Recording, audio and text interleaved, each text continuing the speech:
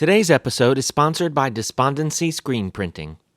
Despondency Screen Printing is a DIY trans-owned screen printing company based out of Eugene, Oregon. If your band needs shirts printed for cheap, direct message at Despondency Screen Printing on Instagram or email despondencydistribution@gmail.com. That's DESPONDENCY distribution@gmail.com. Hello, and welcome to Everything Remade, a podcast that I hope is about growth as much as it is about music. I'm Edie Quinn, and we have a great show lined up for you today. Before we get started, though, I'd like to remind you about our Patreon page at patreon.com/humanmachine, where you can go to sign up and support the show, read zines, get music sneak peeks, and so much more. That's patreon.com/humanmachine. Your support there really means a lot. And now, I'd like to play something for you.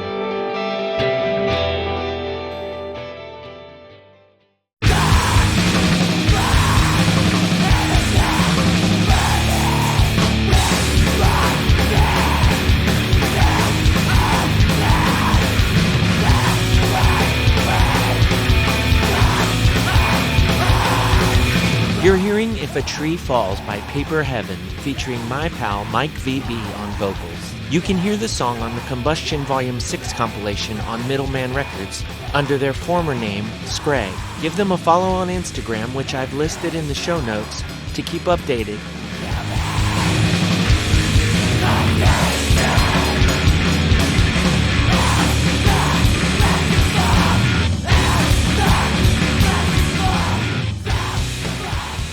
So my father played, our just as like a hobby kind of thing, very infrequently growing up kind of thing. And I would look at tabs on whatever rock new metal band I was into at the time, and just tried learning stuff.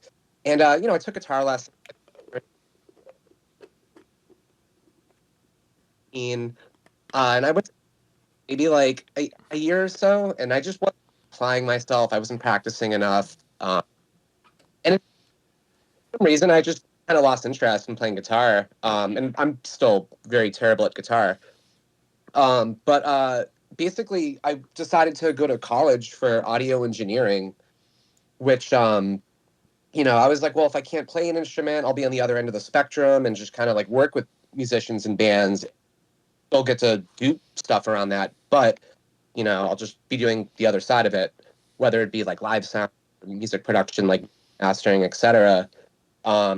So that thing, I went to school for that, and then about 2.5 years into college, the saddest thing, I think this was 2009, winter of 08, it was spring of 09. Saddest Landscape did a couple of reunion shows, I think one in Brooklyn, one in New Jersey, one in Boston, or Cambridge technically. And I went to all three shows, back to back, and I was just the one person that knew every single word to every song, fan number one essentially. And at the time, they basically asked me, "Oh wow, huge!" I'm sorry, you're cutting out a lot right there. They asked you what now? So they basically asked me after we were hanging out for a bit, they were like, "Oh, do you know how to play an instrument?" And I was like, "No, but I mean, I'm always open to trying to learn again."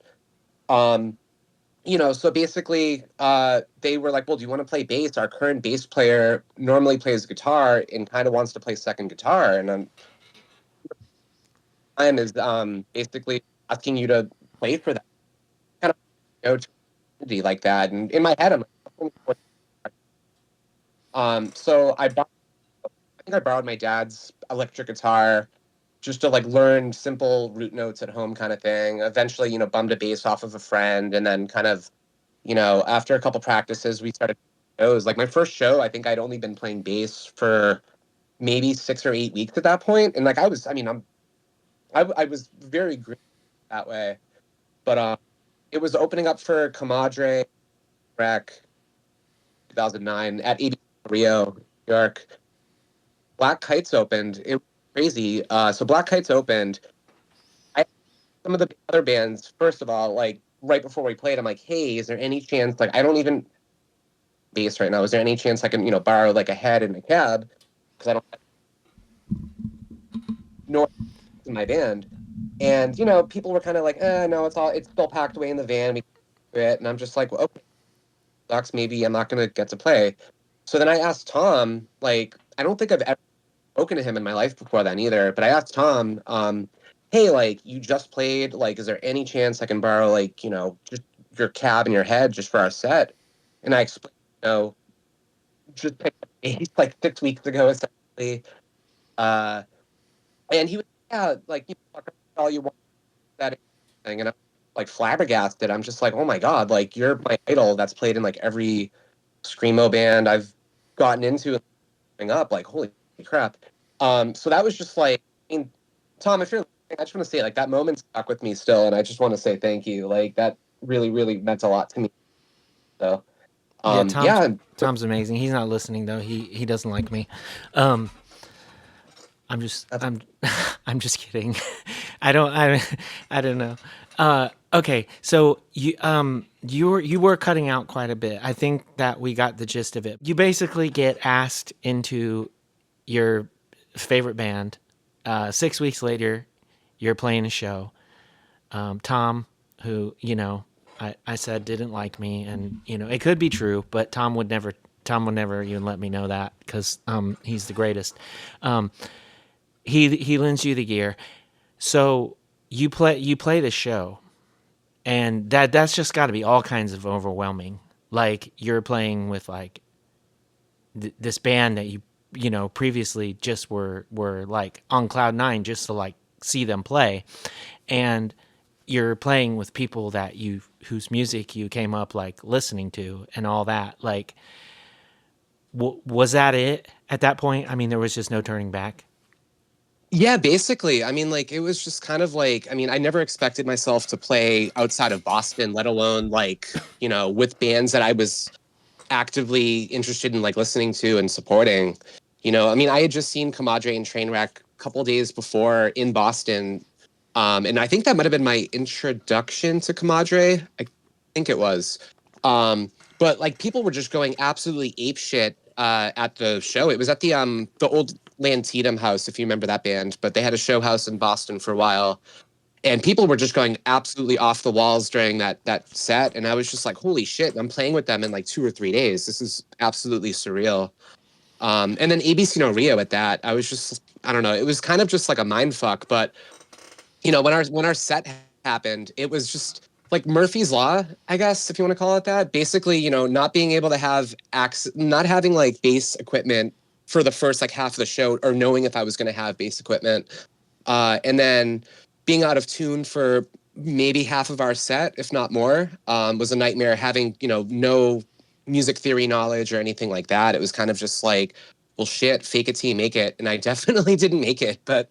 I mean, I don't know. I think once you get over that initial hump of playing your first show, it's all kind of gravy from there. So, Yeah, I mean, it is like it's kind of weird that the band didn't arrange something for you before that, because like they're established. Like it makes sense to me that you don't really know how you're gonna arrange this, because like well, I this is mean, like like, your first thing. But it is kind of weird that the band didn't like. I mean, we had email and stuff, and like it yeah, wasn't as easy as making a gear thread on Instagram or something, but like no, no, no. But I mean, like, so like when we were practicing, we were using, I think the drummer had like a keyboard, like mixer, like a monitor for a keyboard.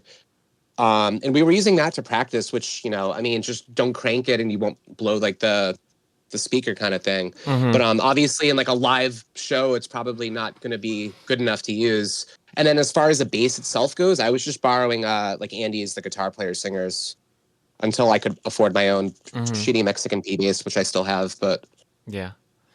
Yeah, I'm like, I wasn't trying to like, no, no, no, imply like, oh, they hated you or something. It's it's just no, no, like, no, no. yeah, it's just like that's a like I've been the Andy in that situations like plenty of times, like where like I had a band and I needed like one thing, one person to play one thing, and I just knew somebody I liked a lot, and like they didn't really play the thing, but I was just like, fuck it, like we can make this work. Like this is a person that's pumped about music, and that was like the biggest thing for me because like I played in too many bands where like people were good at music, but they weren't good at like being enthusiastic, So like Exactly. I've been in that position plenty of times where like it's like, oh, the person has to use my gear until they, or like I got to make sure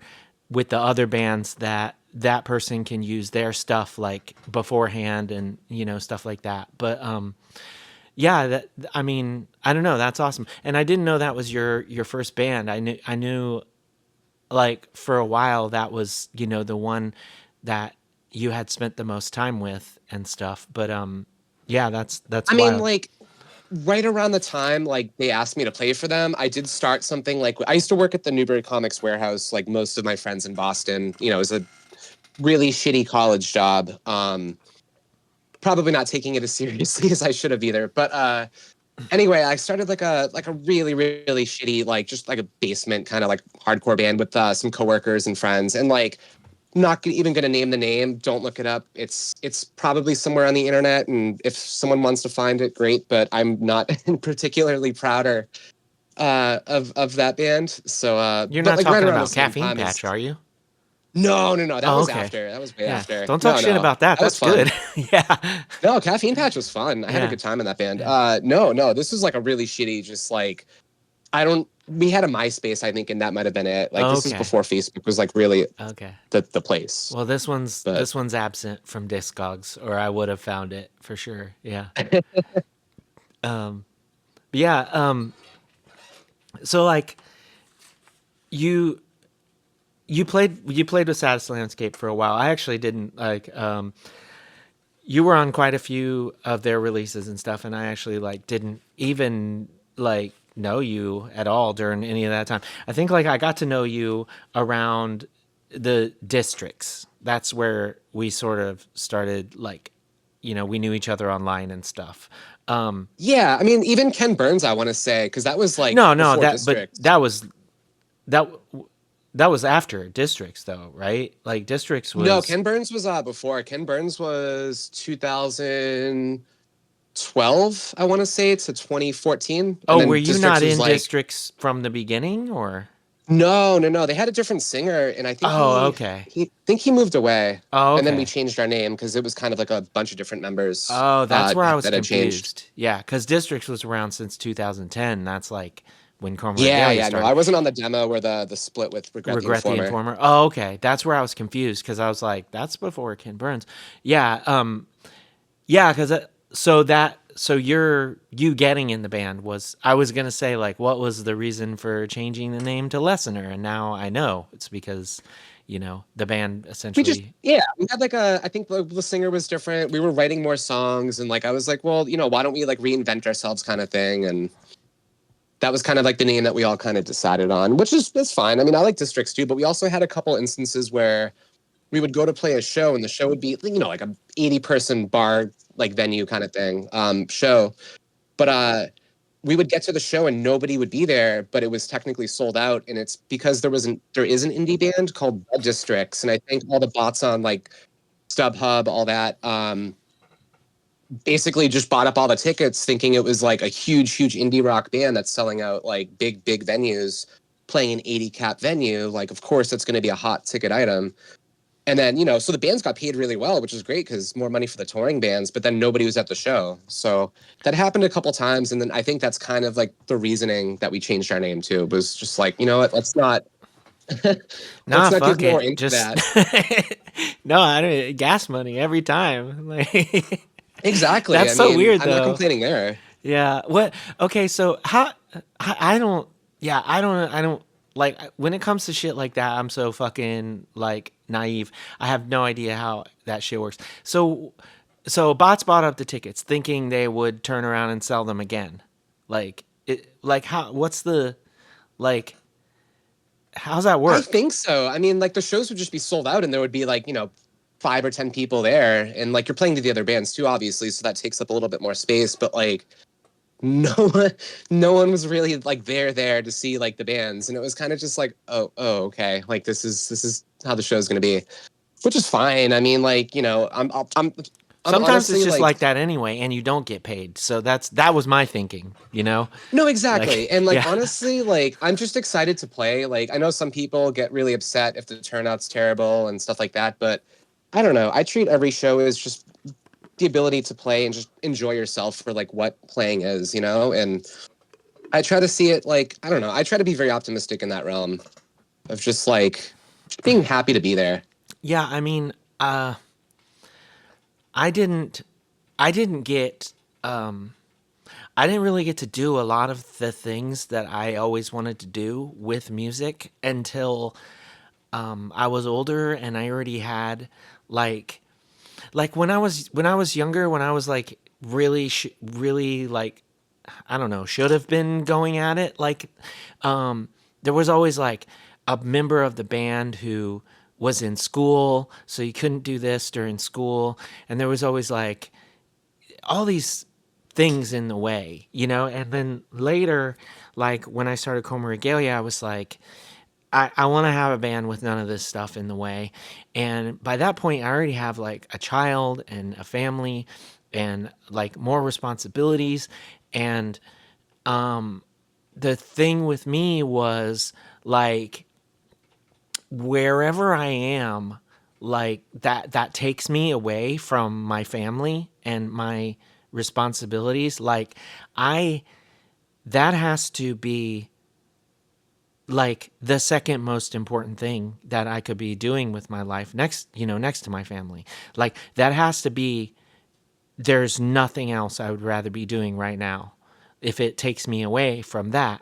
And so that's always been my thing is like, I don't care if there's 5 people or 10 people or whatever, because not only like am I here to do what I am like it's cathartic for me and in the way it makes me feel, but also it's just like if I'm not treating this like it's the most important thing that I could be doing right now, then like why am I even here, you know? Exactly. I Yeah. mean, passion needs to be there, you Yeah. know? It can't just be like, I mean, I'm not just like running over to my friends to like play video games for a couple hours. It's like a real thing that yeah, I don't know. Um so yeah, it is wild sometimes when we're and I mean it's like not to say that you show up and you're not like super stoked when there's like, oh my goodness, there's like tons of people here and stuff, because you are gonna play your songs for more people, so that's cool. But yeah, it's I don't know, and I mean realistically, like by the time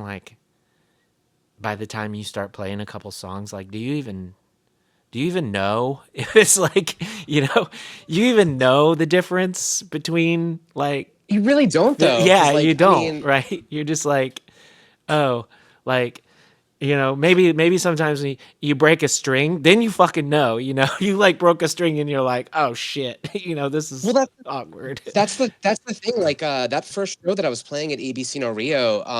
So I didn't have any gear of my own, right? Hmm. And I had like one of those like really shitty, like the first tuners you ever get when you're playing like learning how to play acoustic guitar, like the really shitty like little rectangular plastic ones Oh that yeah, just have made like a by little like bit. Alesis or something. Yeah, like Yeah, the $15 ones. yeah. So I had that to tune with, not even like a Boss like pedal or anything like that.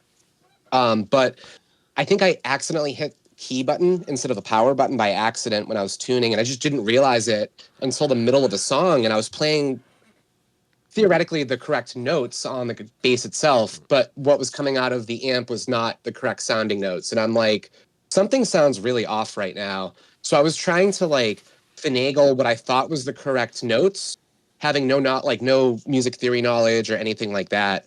I've always been a play by ear kind of person, but I was just like, this doesn't sound right. And I was making it worse by trying to play the right notes. And it Oh was my just god. like, I So you, literally, it you was one of tuned those it moments. sharp or something.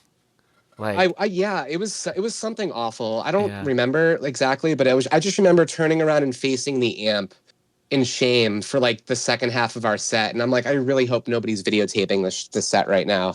Oh, Of course, somebody was. I think there is a video on YouTube of us playing, and luckily, you can't hear the bass that well in the video, yeah. unless that was earlier in the set. But yeah, and I just remember being super, super embarrassed by that, and telling myself never make that mistake ever again in my life, which I don't think I have, thankfully. But Yeah. See, I would have I thought mean, that again, you wouldn't have really known the difference. Like this being your first show, not saying anything about even the fact that like you're really like, you know, inexperienced, but just as much as like it's like this is your first show, like the adrenaline and stuff would be overwhelming. Like, and that would be enough for me to not know what the fuck is going on, you know? no, Like, exactly. yeah. And like I've played so many shows, well, not a lot of shows like that, but I've definitely played quote unquote embarrassing shows or embarrassing sets where I'm just, wasn't my best effort kind of thing. And I don't know, in my 20s, I kind of like went under the guise of like, let's, I'm not going to get drunk before I play, but like, cause I don't want to be sloppy, but maybe like a little bit of liquid confidence will help like ease the nerves a little bit. But I don't know, I don't know, I'm kind of fast forwarding here, but like, since I've taken a long enough break from playing music and have finally dived back into it, yeah, I've been telling myself not going to do that anymore because I want to be as tight as possible. And that actually happened to me for the first show of like the new band I'm in, where I told myself I'm not going to drink beforehand. I actually did the opposite and probably made a bigger mistake and had a 20-ounce Red Bull about an hour before we played, and I was getting the shakes really, really, really badly from just like the insane amount of caffeine. Like I would never ever recommend anyone taking that much caffeine ever before doing anything like playing a show. Worst mistake. Yeah, But I know people that like I mean that's their shit too to just like like I mean, I'll slam drink a energy couple drinks of Red Bulls. occasionally, but like I don't, it's like, during a work shift, maybe like once a week or something like that, just to kind of like give me a little pick me up. But yeah, I was getting the shakes really badly, and I was like, well, shit, okay, like I'm gonna do one shot of whiskey to counteract the caffeine, but not get tipsy or buzzed off of. And I think that helped a little bit. I mean, like I wasn't shaking as much after like the one shot of whiskey. However, I just remember blacking out during our set, not from like alcohol or even caffeine, but I think it was just the amount of endorphins and adrenaline, like having not played a show in, I don't know, like what, 7 years? And then like, it was a small venue that we played, maybe like 50 people, packed in like a small room, but like it was shoulder to shoulder. Like, 10 or so of my coworkers came out who have never seen any of my bands play before. So that was really special. And I just remember blacking out during our set. I remember pieces of it and I remember it going really, really well.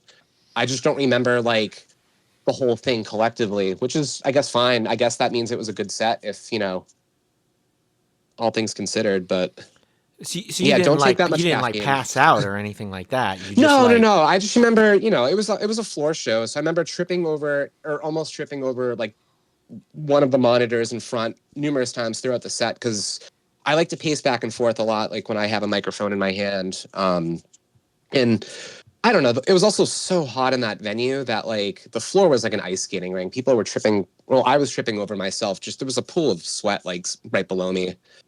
And I had shorts on too. And this was like 50-degree weather, so it was not a warm night, but it was ridiculously hot in that venue, at that least was for me. like the first time that we played New Friends Fest. It was in this like record shop and it was like a tile floor and there was like so much sweat on the ground that like it was I was just like ice skating like yeah, I was just like and I was so nervous and like yeah, I don't know. It was that was a whole thing anyway where because like we got really the 10th degree from the border people and everything and they made us like super not late like for our set but like later than we were supposed to be there and stuff and it Oh was like yeah no. but yeah the wet floors is like whew I don't I don't know I mean like there's it the older you get and you play like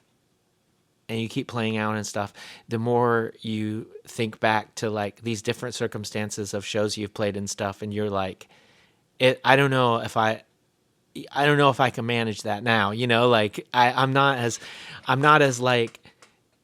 I mean, I almost fell like several times, but I didn't. And I'm like, yeah, I don't know. Like now, I'd just be on my ass. Like first song, just wiped out to the just a Oh no, for sure.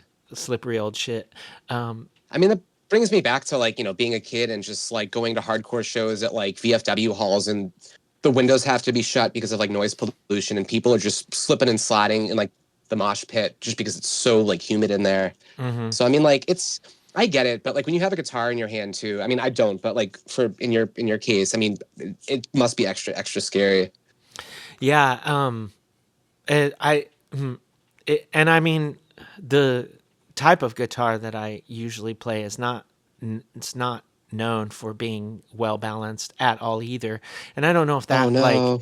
works in my favor or yeah, I don't know. I don't know how we need like a physicist or something to like examine the like the relative force of gravity when you're slipping around on a floor with a an Epiphone SG. Like where is your center of gravity when you got this like head heavy guitar and you're just like a little rail of a person slipping around.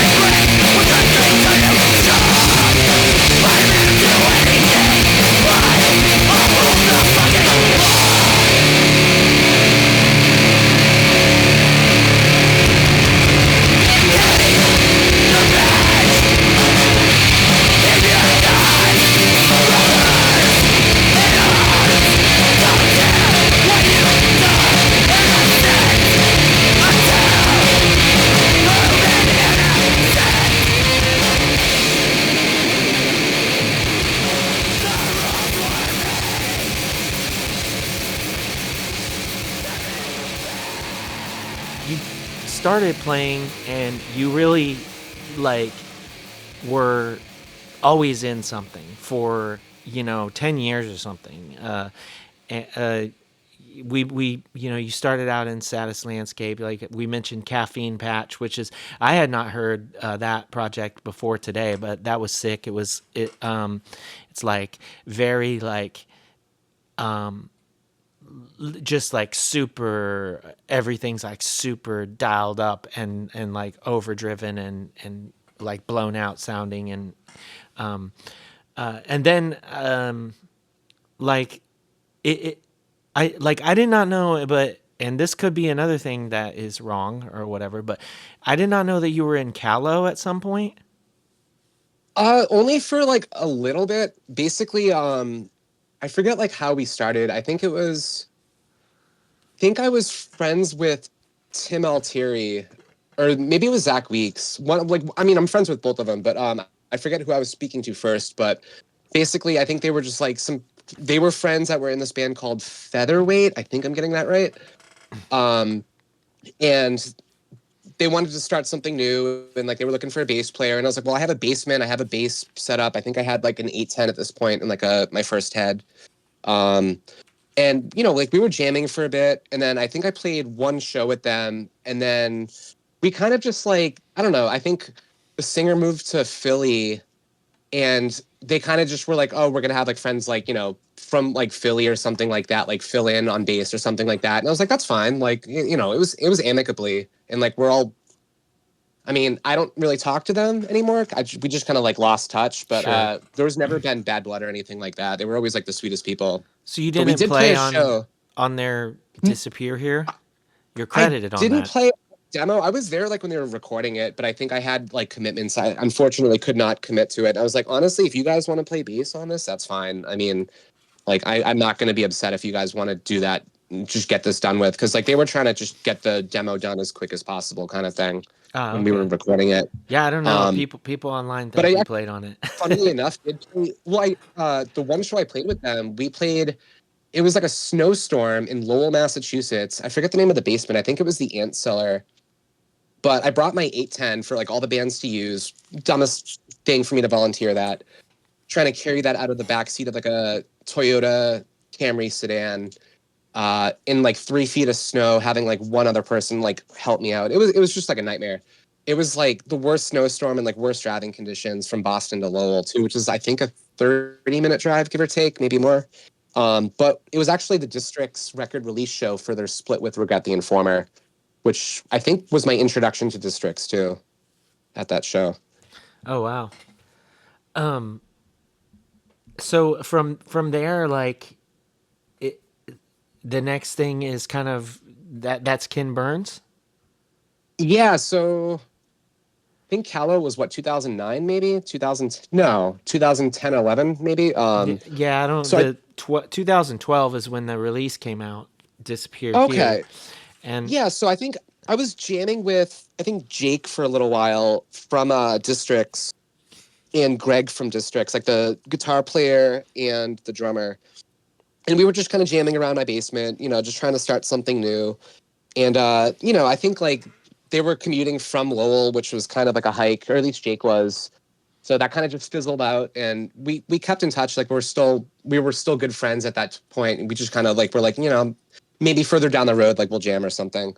And then my friend Danny, like my roommate friend Danny, that was in Sneeze. He's in that band Forn right now, like that doom metal band. But yeah, my roommate was basically like, "Hey, like let's start a screamo band," and I'm like, "Okay." Do you have another? Do you want to play guitar? Do you have another guitar player in mind that you want to try? And I think that was his first band ever playing guitar, Danny. And then we had the other guitar player was from that band Apart, which was like a hardcore band. And then the drummer, I actually just met at like a random bar in Boston. We were talking about like City Caterpillar, and we both got a little too drunk together. And I think he crashed on my couch that night. And like we just were like, yeah, we got to jam sometime. And I had his number saved, and I hit him up, and it just kind of like magic just kind of happened when we started jamming. that's awesome. And this is kind of like, you know, um, I don't know. I would feel weirder about saying this, like, except like the same thing happens to me because like Coma Regalia has been a band 15 years, and we have like 300. No, it's like two. It's getting on to 250 songs, but like everybody is always like a chameleon, a chameleon, a chameleon, and so Ken Burns is like that band for you, probably, right? Because like Probably.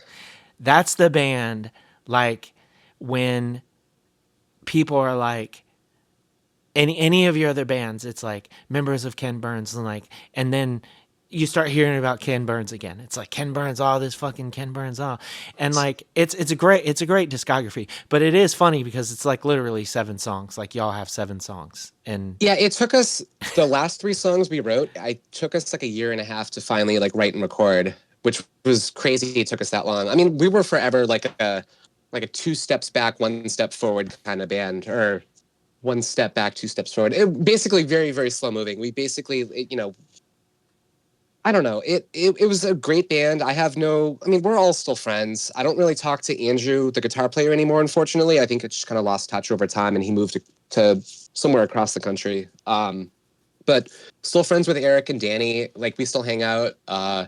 Yeah, no, I mean, that was a wild band. We had trouble thinking of a name for the longest time, I remember, and the rest of the band wanted to call it Van Buren, like my last name. And I told them straight up, I was like, no band I will ever play in will have my last name. I'm too modest of a person. That's really weird and I don't like it. Uh, but they were like, no, like that's a great name. Like we should call it that. I'm like, no, like any other name. Like I'll call it anything, just not my last name. So we settled on Ken Burns, which I'm like, you know what? I like his documentaries. It's fine. And yeah, that was it. We never had merch. We only had demo tapes, and then like the 7-inch, and then later that discography 12-inch, and that was it. yeah, it's it's funny how, you can put like you can put all this work into some things and it just doesn't grab people the same way. And like regardless of what you think, like, oh, like this is more this than that or more this than that, and like why aren't people like latching on to this the way that they did this, or whatever. But it's always, I mean, I actually don't know how many songs A Chameleon had. I can't think off the top of my head. It feels like it's 8 songs. But it's just funny how it's like there was this thing and it was like only this many songs, and people think it was like the greatest thing that I've ever done or will ever do. And it's kind of like, I don't know, part of me has to think that it's like it just didn't wear out its welcome, in that Yeah. way. Yeah. And I like I think that, you know, I know for a fact that there are some people that like there are some people that if it, like in Comer Regalia's case or whatever, like they would have already like canned the project and just basically started something else with like a different name, because there's like this idea that if it doesn't take off by a certain point, then it won't ever.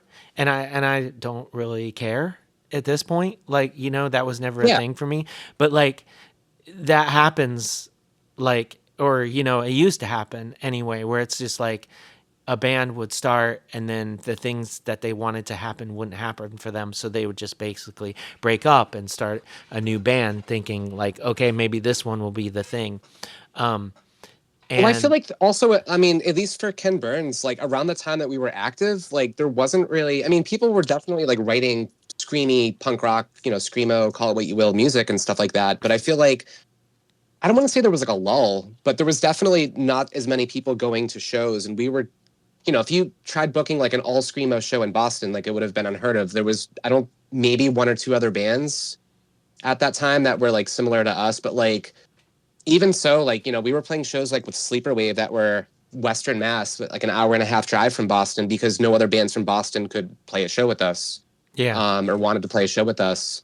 yeah, So I definitely feel like number one, like there was definitely like, it wasn't as, I guess, popular like as it is now, or it was in like the early 2000s kind of thing. But also at the same time, I was going to say, shit, regarding Ken Burns, a lot of people like to live in, well, even like for Akamile, like a lot of people like to live in the past, it's like, yeah. oh, like I only listen to things that were released 20 years ago kind of thing. I mean, when I first got into like emo, screamo, all that kind of stuff, I just downloaded stuff based on a name, and most of like the stuff I was down, I mean, I don't know if you remember the mega folder, like I think it was a Mediafire thing, Uh-huh. emo is dead and then Yeah. screamo is dead.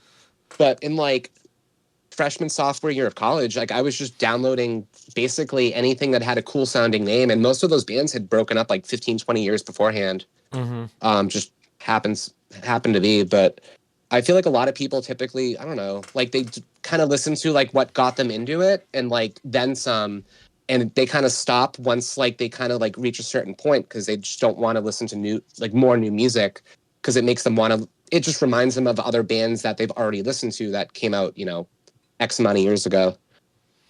Yeah, I think there's a there's a lot of things to be said about like, and I'm sure that there's a lot of reasons that people do that. Like, some people, it's the like, you've probably never heard of them thing. You know what I mean? Where it's like Exactly, like they the just want to gatekeeper kind have of. that like sort of like, I know about these bands that other people don't know about, and Oh no, then exactly. yeah, and then, I mean, when you were talking about like the folders and stuff before that, like what I would do is I'd go on like SoulSeek and stuff, and I would search for something that, because by this point, like I had like a good, like I mean, I've been playing in screamo bands since like the kind of it was a thing, right? So like I knew about like a lot of the bands, and I played shows with a lot of the bands, and then when it got to that point where you can be on Soulseek and stuff, it was like, well, I want to know about bands that I don't already know about. And so you get to that point where you're like, if I search for the rarest band that I know of and somebody has that, then I'll look at what else they have. And that's how I was like, discovering bands that like weren't bands that my friends were in and stuff like that. And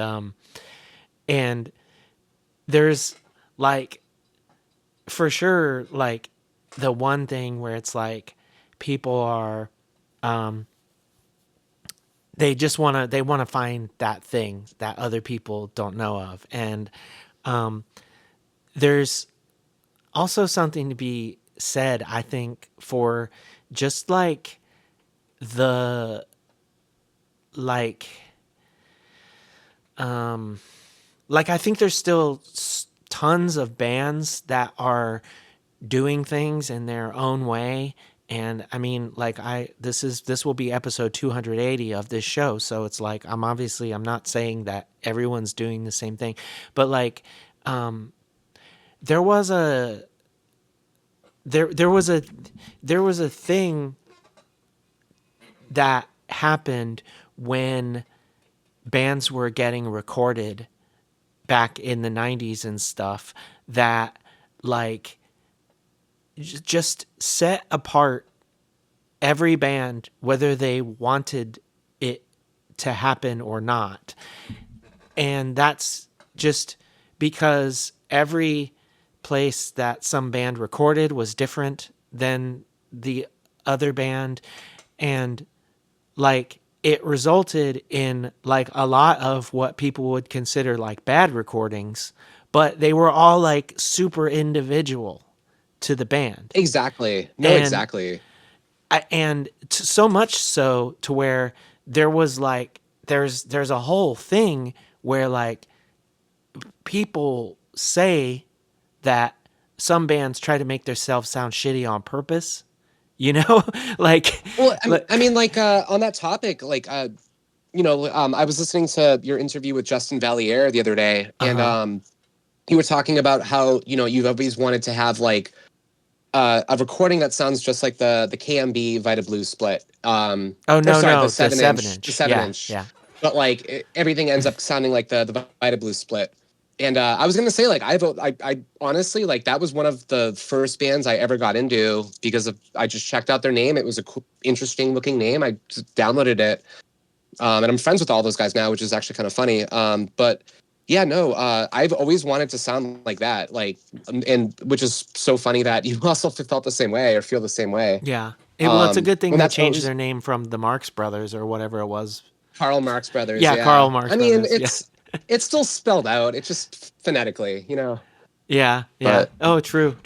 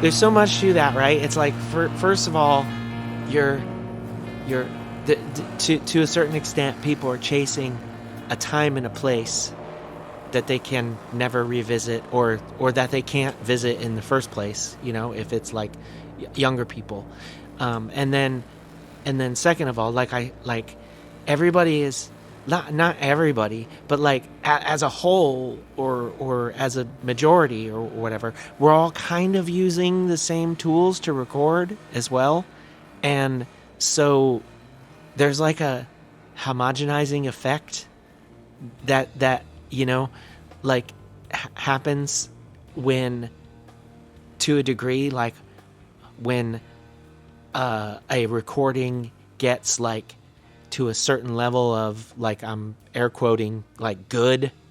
You know what I mean? Like, it's like, I mean, I don't know. Like, I feel like I'm talking about this way too much lately, but it's just like, it's just like, I don't know. I This could be the exact same drummer on like 5 other albums because the drums sound identical. Like, this could be the same guitar player on 5 other albums because the guitars sound the same as these other guitars.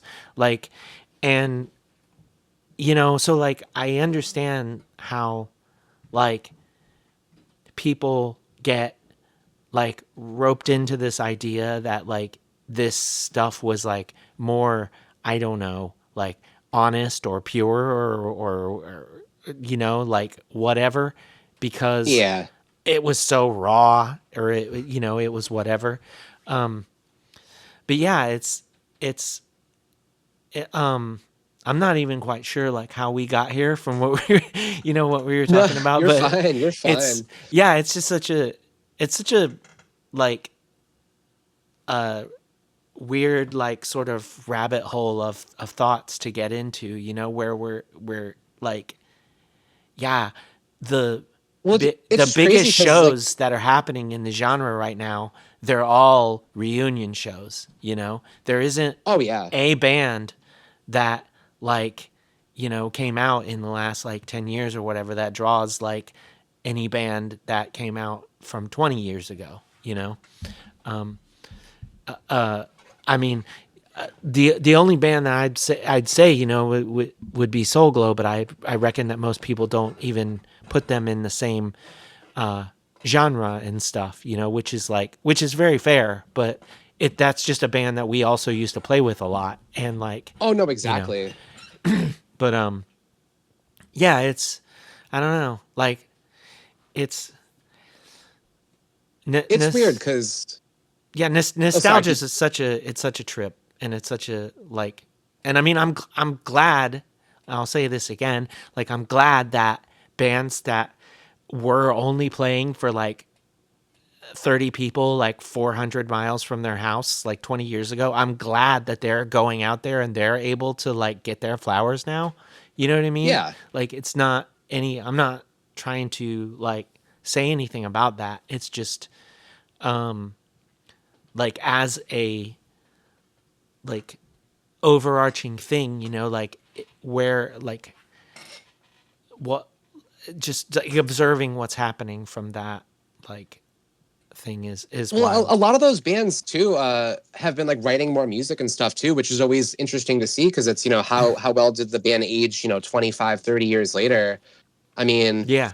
I mean, not really a screamo band at all, but like the new Dead Guy record, for example, I was completely taken aback by. I was just like, holy shit, even like the production sounds just like Fixation on a Coworker. It's phenomenal. Yeah, I Um, keep forgetting that happened. I mean to check that out, but I keep forgetting about it's it. good. It's really, really Yeah. good. There was another band that just like, what, didn't, like, Catharsis or something? Like, there wasn't there another band Yeah, that, yeah. Their new yeah. record's incredible too. I just saw them Yeah. like a month ago in Providence to maybe like 100 people, and it was, I mean, it was insane. Like their live shows are great, but the new records, like, I mean, if you like Catharsis and like any of like their old stuff, definitely check out the new record. Yeah. It's like there's really like only one band that I can think of that's like sort of back and touring, and and hasn't put out new music, and that's like, where the fuck, like, why aren't there new Page 99 songs? Like, come on. You know, I I know mean, that I get they've it though. been There's very also on so many of record. them to. Yeah, they've been very on record that they're not going to make new songs, but I'm still like, come on. One new song I mean, though? Like, I'm still excited to see like all of like their other little side projects, like doing stuff though, like the new Pygmy Lush record, for example, or was like when it? Terminal Bliss had that record come out. The Okay. new Pygmy Lush record. Well, okay. So the Pygmy Lush record, is that not a record that was recorded a very long time ago, but they're just finally releasing? Am Oh, I? was it? I mean, if so, that's So, news to me. okay, I should know this because I had the label head from Persistent Vision, and I thought that that's what we got out of that conversation. Oh, I didn't even know that. But If that's the case. I may be like totally confused about that. I'm gonna. If I'd have known we were going to talk about that, I would, I would have done my Oh, it diligence says on that. recorded live in 2016 on Discogs. Yeah, you're right. Okay, I didn't know that. But I Okay. mean, that was right around the time they did the City Caterpillar reunion show in DC, I remember. So I mean, Yeah. I guess that checks out. That makes sense. Yeah. Yeah. But Yeah, I don't know, it's wild, but it is awesome. I hope I hope we get like a Portraits of Past would be another one that like that because they came back and did a follow up like years and years after their original uh I missed ori- that 2009 2010 reunion, and I was so bummed about that. Like after the fact, well, like the Cypress Dust Witch EP is fucking sick. Like it's that's an really awesome. good. Yeah. Yeah, and I mean, I'm not, I'm like if they dropped another EP, like I would not be surprised if it was fucking sick. That's all I'm trying to say. But So, really quick about that, I was gonna say, like, I was talking to them at the show in Boston that they played, and they definitely hinted that they want to keep doing more stuff. I and didn't really elaborate on that, but I mean, you could kind of get the gist of it, if that's that makes awesome. sense. That's awesome. So, And last thing about reunions that I want to like get into, I guess, since we're already there, is I I was really fucking stoked on how much Jeff Rickley sounded like the original vocalist from Ink and Dagger on those reunions. Like oh, Sean McCabe, yeah. yeah, I mean, like obviously Rickley is a great vocalist and like and can pull off like the dynamics of it. Like that was never a question, but just like it sounded like Sean McCabe, and I was like, what the Even like fuck? his just like, I mean, like Thursday, he's always had so much in United Nations. He's always had so much energy live, and same thing like with like Ink and Dagger. It translated so well. Yeah, and He was just all over the stage the whole set. The whole band was, but yeah, I Jeff would have loved. especially was. I would have loved to have seen that. I would have like if they played Caretaker and I was in the room, like I would have exploded. So maybe it's better that I wasn't there. But yeah, getting back to your projects, I mean, we've been chatting for a while, so I guess we'll just sort of. You moved to Sweden, and then you were in. I'm not gonna be able to say it, but like, My Swedish was very bad too. yeah, I It's mean, Det är därför vi bygger städer, which means it's why we build cities in Swedish. yeah, and then like y'all did only splits, and y'all were around as that for a few years, and then you sort of came back in 2019 with a release where y'all were only called Nya Stater or Naya Stater, however you, or Nya städer, which Nya just means new Stater. cities. Okay, means what now? Yeah, new New cities. cities. Okay. So that was kind of a joke in itself. That was just Måns, the singer, the vocalist from a long Swedish band name. That was just Måns, and then that was two other friends. The one of the guitar players from Careless was playing drums, and then his brother was playing guitar. And So you didn't Måns was play on on that? second guitar, and I was on bass. Oh, No, you I did played play. on the demo for that, but I was only in Der Darfur wie Diggerstetter. I was only in that band for like the first like three splits that we did, just because I moved back to the US after about 6 or 7 months, Oh, and okay. logistically it didn't make sense for me to keep playing. I couldn't practice with them obviously, so the bass player from Careless ended up filling in and kind of like swapping places with me. Oh, okay. But I just assumed that you were like like sending the files or whatever. No, no. I mean, that's fine. Like we're all still friends and all that. And like Yeah, I yeah. again, I totally understand like the circumstances. Yeah, yeah. No, for sure. Yeah, I didn't. I just the only reason I had known about the Nia Stader was because you had posted about it. So I guess that's what I was assuming. You were still involved or whatnot. I And mean, then it was kind of just like a thing. It wasn't really like an official like we're gonna start playing shows and stuff. And I wish we did write more. We still can. I mean, anytime I go there, I'm always trying to like get us to jam, but it just timing doesn't work out. So yeah. And was that the last thing that you did before, like?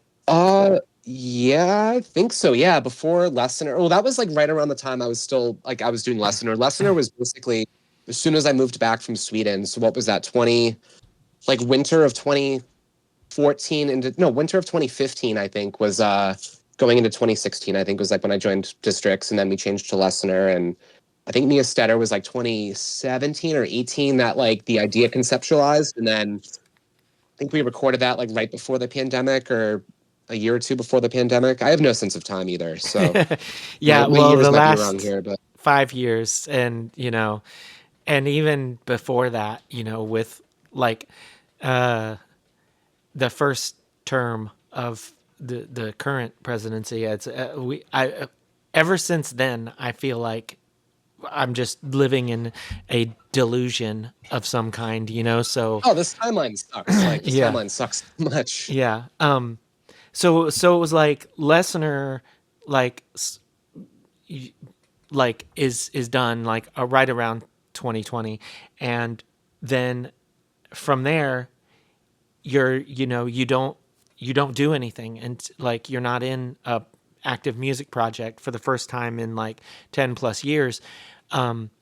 What makes it the right time for you to excuse me to get back into it, like with now how do you like I'm scry, like? Yeah, so we're actually changing our name. Okay. I was trying to get on that earlier. Yeah, we're actually changing our name. It's called Paper Heaven, is going to be the name. Oh, okay. Um, but the day before our first show, we kind of just decided, you know what, like none of us really are super stoked on the name, so why don't we just find something that we're all happy with? So it's called Paper Heaven now. Okay. But So you band, haven't played a show yet at all? we played one show, Oh, okay. and that was like the day before the show that we kind of like decided to change it, but Oh, we didn't okay. have a name set in stone until fairly recently, like within the last couple days. So Oh, okay. Um, so how did that project come together? And why was this the right time for you to get back into doing music? so my when I was in Lessener, we played like a local like bar. Boston doesn't really have many DIY spaces anymore, unfortunately, and I mean it's getting better now. But around the time Lessener was active, it was mostly you're playing a bar, with like an 80-person cap kind of thing. Sometimes it's 18 plus, luckily, but versus 21. Which anyway, Yeah. so we played it. My old Lessener played a show with this band I Am Become Death, and I think they were the bass player in that band basically reached out to me. Like we've been internet friends for a couple of years now, and talk occasionally. But he reached out about a year and change from now, a year ago. He was like, "Hey, do you want to do vocals in like a new band? I really liked what you were doing in Lessener, and I want to start something new." And I was kind of just like, you know what? Fuck it. Like it's gonna be the winter soon anyway. I have a lot of time to myself now because my work season slows down a bit. So started jamming over the winter last year, and we practice when we can, just because everybody else has bands and family and stuff like that. But yeah, we have I think like 9 songs, like 3 songs from the demo, 6 more like ready to be recorded, and maybe like 4 more songs that we're like almost finished with right now. That's the most, like, maybe the most songs in a band that you've ever played on, with the exception of Saddest Landscape. I like Caffeine Patch, 7 songs. Ken Burns 7 songs. Callow, Disappear Here. I'm not sure how many of those songs you played while you were in the band, but that was only 7 songs. Like, I had this thing where it was like, do you just get 7 songs and you're like, no, okay, we're good, but you're past that now. Yeah, no, I didn't actually think about that. That's actually pretty funny. So But the curse of the seven. yeah, Uh, you blown by that. oh no, yeah, no, I don't know. I mean, like everyone else in the band is fucking, I mean, especially Eric. Eric's just like a riff cannon, as far as writing songs goes. Like every practice, he's like, I got something new I'm working on. I'm like, let's hear it. Which is great. It's a lot for me to keep up with too, which is, I'm not complaining at all. I'm stoked as fuck on all the songs that like we're doing. So, definitely like feels really good to be playing music again though. And like once I started doing it a little bit, I was just kind of like, you know what? I miss this so fucking much. And it feels so good to be like just writing music and playing music again. Yeah. Do you, and you don't play bass, you just a standalone vocalist, right? Yeah, just standalone I thought vocalist. So so. it's one guitar player, one bassist, one drummer, me. Do you feel like that's like, is that easier for you, or like, do you have a different like outlook Uh, as far as like, oh, well, if I was playing bass and doing vocals, I would do things a certain way, but since I'm only doing vocals, I do it this way. I don't know. That's a tough question because I mean, I think Ken Burns. Well, I mean, Ken Burns and like, I don't know. So that was like the first band I ever really played bass and did vocals on. Like, I've my old when I lived in a show house, we used to do Halloween cover shows every year, and I think we did like an I Hate Myself cover set. When I was like 22, 23, and I was doing vocals and bass on that. And I think that was the first time I'd ever done that. And then I was like, okay, I can kind of do both. And then Ken Burns shortly after that was like my first real like band doing both. But I've never really played like, I don't know. I mean, aside from like Nia Stetter, I guess I haven't really done both in any band before. It's either been one or the other. Like Callow was just bass, Saddest Landscape was just bass, Lessener was just vocals. Dare Darfur VB Stetter was just bass. Um, so I mean, like, I don't know. It feels good to have a microphone in my hands. I'm having to like relearn all of my muscles of just how to yell properly without blowing my voice out after like 2 or 3 songs. Um, so that's been a whole thing in itself. But I haven't played bass since probably 2020, maybe 2021. It's sitting in my room. I'm looking at it right now, but I need to fix the neck or something. I think the neck is kind of warped. So Yeah, that's you just don't like, you just don't play like recreationally, or I don't. I mean, my recreation is usually just listening to records. That's like the one hobby that just takes up most of my time besides me like band stuff is just like hoarding records and trying to find time to listen to them. I have got like 4 boxes of like 50 count LPs on my floor right now that still eventually need to get through and file away. yeah, But it's I remember you were telling me once like you had bought records from me specifically and you were like they're in the queue. Like you were like I have not even listened to stuff I bought like 6 months ago yet. Like yeah, I mean, I bought some stuff at Fest like 3 years ago at like the One Punk record store there, and I still have to listen to some of those records. I'll put it that way. oh my goodness. So, I mean, it's tough because it's like when, there's a lot of new music coming out and you're like, I want to support my friends. I want to support this new great record that I will easily see myself spinning frequently. You know, it just kind of adds up. And when you have like a work schedule that takes up most of like your nights and weekends and stuff like that too, I don't know. I have a hard time finding time to like listen to music unless it's like a day off kind of thing. Yeah. Yeah, I I don't know. I listen to a lot of music, and I it, I don't know. It can be very like, it can be very me like analyzing the music, and less like me like putting on music and just enjoying it. It's like a different Oh thing. no, I'm right And there with you. Like yeah. I hyper focus on things like probably, I don't know, to to a degree that I probably shouldn't even, but like it takes me so long to get through a single record just because, I'm reading the lyrics, I'm like uh getting the cadence of like how every verse chorus kind of thing goes, or I'm looking through like the liner notes of just like all the bands that are thanked in the liner notes, because like touching back on what we were discussing earlier, that's another way of me getting into bands I've never heard Oh of. yeah, yeah. Like that 7 Days of Samsara discography that I think I bought from you. Uh, they had like every single show that they've ever played with the lineups of every single show in like the big booklet. Uh So I huh. was like, holy crap, these are none of these bands are bands I've heard of. Let me check them out. So that was the whole thing. So, but yeah, no, it takes me a long time to get through like a record because I want to like appreciate it rather Yeah, than just having it as like background noise. yeah. There's a there's a like when someone sends me something is like, check this out. I'm like, oh fuck.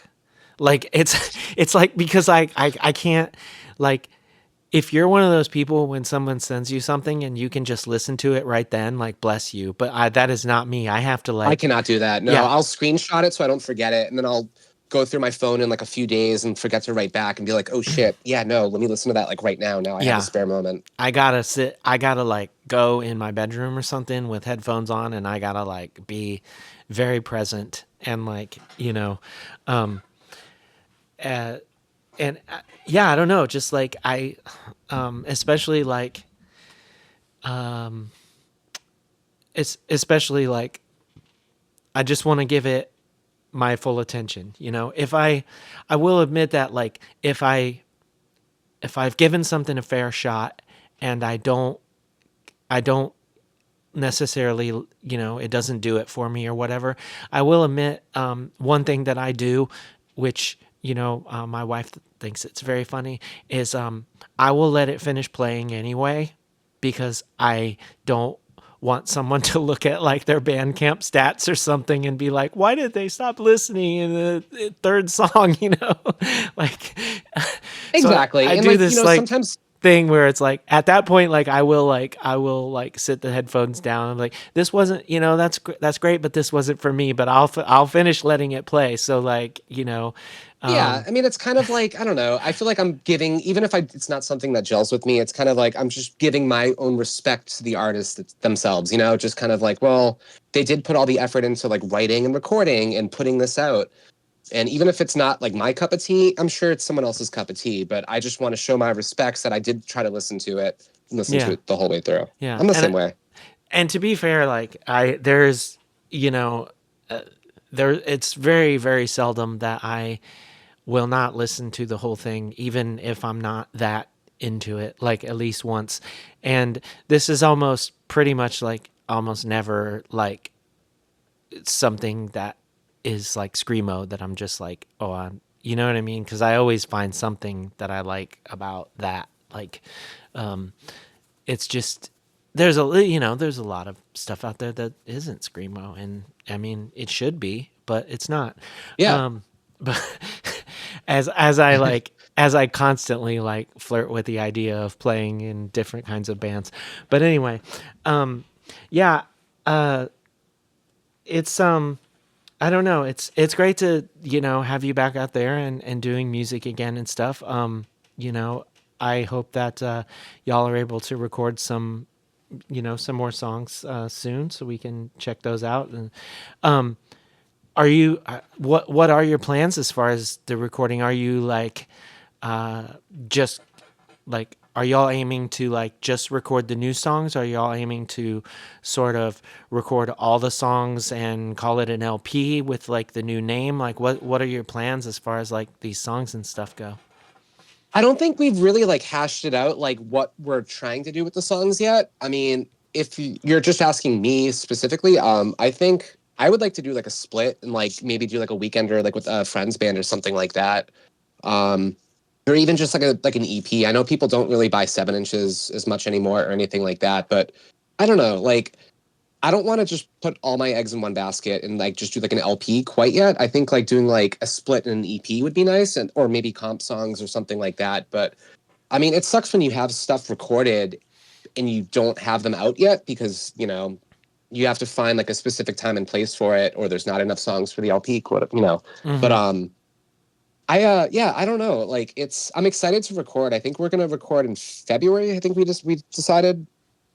Uh Probably gonna do a couple. We're gonna do the same. I think we're gonna record the same place we did last time, which was the bass player's other band's practice space. And he did a great job. We had Will at Dead Air master it, and the bass player mixed it and all that. And I was really happy like with how the demo sounds. So I'd be more than happy to just, if it's not broken, don't fix it and keep doing it there. Yeah. Yeah, for sure. It turned out great. Well, that's awesome. Do you have any shows or anything like coming up that you can throw out there?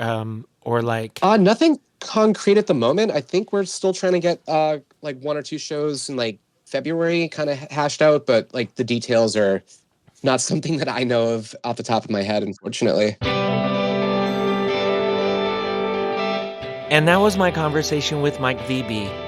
Thanks so much, Mike, for taking the time to chat with me. Y'all make sure you find Paper Heaven on Instagram to keep up with all their news. And of course, thanks to all of y'all for listening wherever you are as well. Until next time, take care and do good things.